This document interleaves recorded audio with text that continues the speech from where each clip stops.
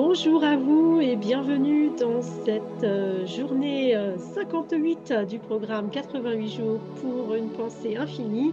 Et aujourd'hui, nous faisons l'aboutissement des 11 jours du portail du mois de novembre afin d'effectuer une métamorphose de notre être vers notre être infini. Aujourd'hui, nous devenons un être infini et donc pour cette apothéose, j'ai choisi deux attributs divins en toute conscience, ce qui représentait pour moi la définition d'un être infini. Et pour moi, un être infini, c'est un être qui est créateur, donc qui utilise à chaque instant sa créativité et un être qui a un pouvoir personnel sur sa réalité, sur ses événements. Et donc aujourd'hui, nous allons activer ces deux attributs divins. En effet, à quoi bon être un être infini si on n'est pas capable finalement de diriger sa vie, de créer sa vie, d'inventer sa vie, de renouveler sa vie à chaque instant, hein. C'est Deepak Chopra aussi qui disait ça, que on n'est pas complètement humain tant qu'on n'est pas capable de s'émerveiller de soi-même à chaque instant. Et donc aujourd'hui, nous allons commencer tout de suite avec la créativité. Alors moi, je suis une fan de la créativité parce que je pense vraiment que on est venu sur Terre, pardon, pour créer. Et donc, être créatif, c'est pas seulement être un artiste, hein. Bien sûr, ça passe par l'expression artistique, ça peut passer par le théâtre, la musique, les arts plastiques, plein de manières d'être créatif. Créer des jardins, créer la nature d'une manière vraiment harmonieuse, hein. Voilà, donc réinventer finalement tout ce qui était déjà là au départ, mais de manière harmonieuse et confortable avec nous, les êtres humains, parce que bah, nous faisons partie de la nature et nous sommes aussi des créatures de la nature. Donc, c'est important de nous préserver, nous aussi, mais tout en respectant et en préservant toutes les autres espèces animales et végétales. Voilà, donc je vous montre tout de suite la carte de la créativité. Alors là, vous voyez vraiment toutes les couleurs qui sortent voilà, de nous, en fait, hein. Et donc, nous avons la capacité comme ça d'être créatifs. Et donc, je disais, c'est pas seulement la créativité d'une manière de s'exprimer de manière créative à travers les activités artistiques, mais c'est aussi dans notre vie de tous les jours. Êtes-vous créatif dans vos relations? Êtes-vous créatif dans votre vie? Est-ce que vous êtes capable de vous réinventer, de vous surprendre vous-même? Voilà. Donc moi, c'est quelque chose que j'essaye de faire. Alors, je suis comme tout le monde. Il y a des moments où je m'endors un petit peu hein, sur mes acquis. Mais quand je commence à faire ça, finalement, je me sens pas très bien. Au bout de 2, 3 jours, j'ai besoin de me réinventer et de trouver de nouvelles idées pour me donner envie eh bien, de me lever le matin, de vivre dans la joie et dans l'amour. Et donc, la créativité, ça peut très bien être dans votre maison, hein. Il y a beaucoup de gens qui font beaucoup de décorations, qui font des travaux. Dans les travaux, c'est bon d'être créatif, bien sûr, hein. Moi, personnellement, je lis pas tellement les modes d'emploi et tout ça. Je préfère un petit peu réinventer. Alors, je lis un peu quand c'est compliqué, bien sûr, mais si vous voulez, le but, là, c'est pas voilà, d'appliquer une recette de cuisine à la lettre, à la virgule près. Ça n'a jamais été mon truc. Moi, j'aime bien partir du témoignage d'autres personnes, donc de lire une recette, pourquoi pas. Et puis à partir de là, eh bien, en fonction de mon inspiration et de ce que j'ai aussi devant moi dans ma cuisine, eh ben, je vais un petit peu faire des variantes. Et puis généralement, ben, c'est bon, hein, voilà.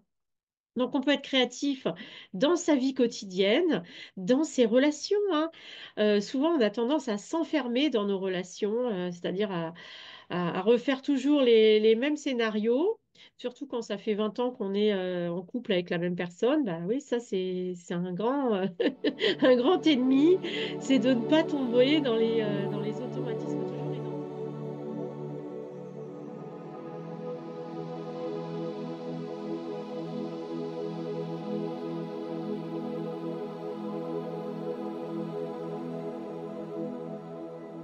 Alors, je vous propose donc d'activer en vous cette créativité afin vraiment d'envoyer, d'utiliser votre créativité, votre inventivité dans tous les domaines de votre vie afin eh bien, d'avoir une vie intéressante, une vie qui se renouvelle, voilà, qui est pleine de fantaisie, de joie, qui pétille. Hein. Pour avoir une vie pétillante, eh bien, pour activer la créativité, ça se trouve sous le sein droit, donc sur les côtes, en dessous de la poitrine à droite.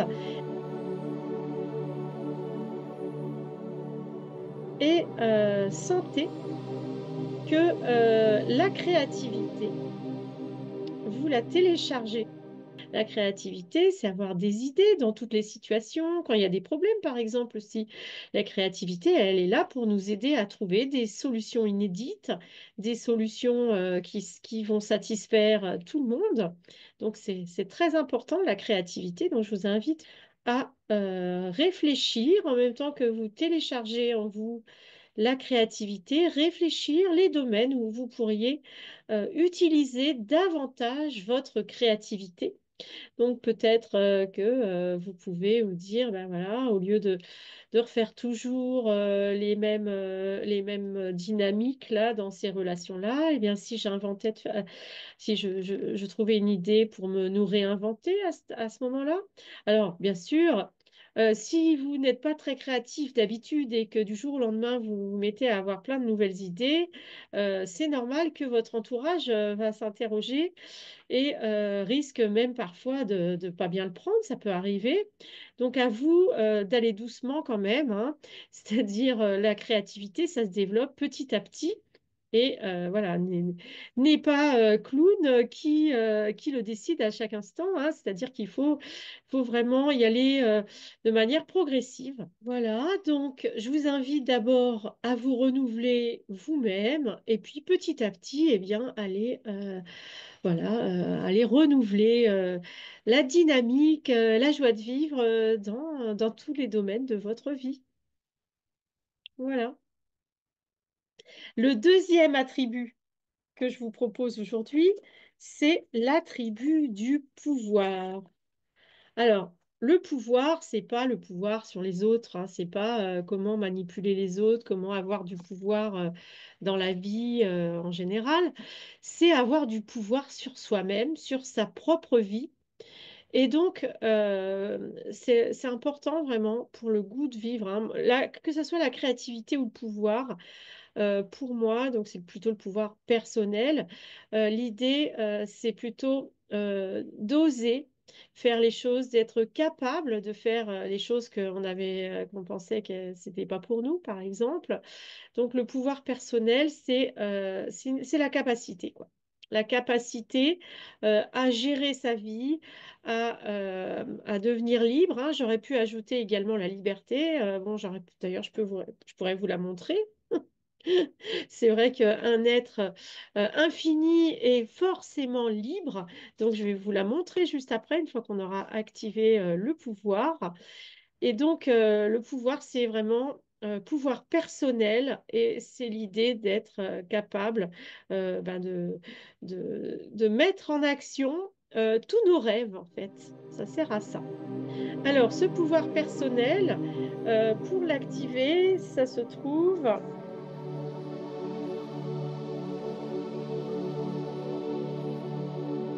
On en avait déjà parlé du pouvoir personnel parce que en symétrie, il est en face de la paix profonde. Donc, afin de pouvoir vivre votre pouvoir personnel, eh bien, vous activez à cet endroit et sentez que vous allez vraiment pouvoir vous épanouir, prendre votre envol et oser. Donc, ce qui est écrit derrière, c'est la capacité de faire quelque chose ou d'agir d'une certaine façon. Voilà.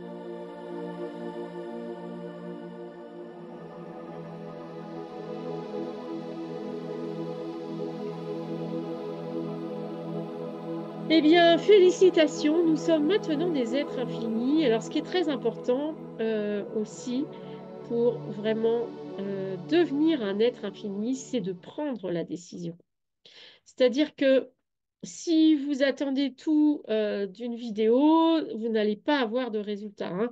Il faut que vous appropriez tout ce que je vous raconte et que vous disiez que c'est des aides, mais vous devez décider, prendre en vous la décision d'être un être infini et pourquoi pas un être éternel. Donc pour moi, un être infini, c'est l'idée du potentiel infini. Et quand on parle de potentiel infini, le pas n'est pas très loin de se dire si je suis infini et que tout est possible, quand tout est possible, eh bien oui, je peux être aussi éternel, je peux vivre éternellement, je peux être jeune éternellement. Je peux faire repousser mes dents, je peux guérir toutes mes maladies.